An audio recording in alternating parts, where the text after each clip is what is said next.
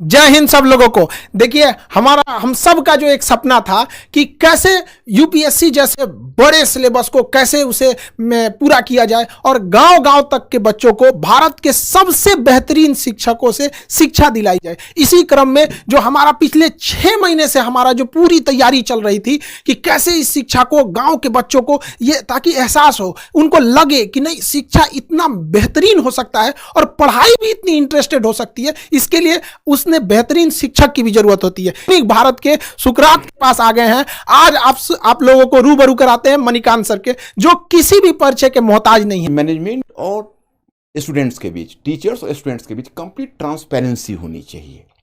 तो मैं पहले आपको बताऊं कि मैंने क्यों खान साहब के इस मिशन में शामिल होना स्वीकार किया। इन्होंने पहली बात जब कही तो मुझे काफ़ी इंप्रेसिव लगा। इन्होंने कहा कि देखिए ये कोर्स नहीं है, ये मिशन है, ऐसा मिशन जिसको हम पूरे भारतवर्ष में फैलाना चाहते हैं।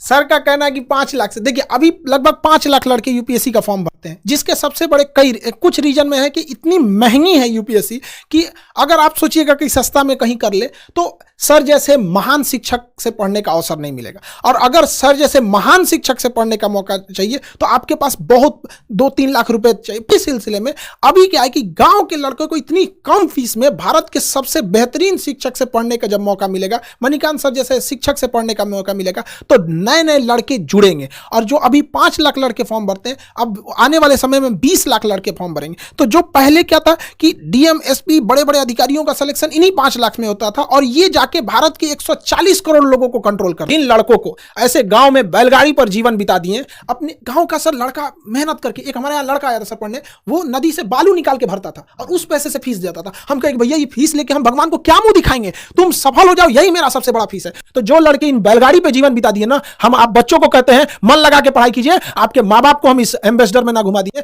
हम लोग का ये सपना है, तब आप कहिएगा। अब वो गया जमाना, अब राजा का बेटा राजा नहीं बनेगा।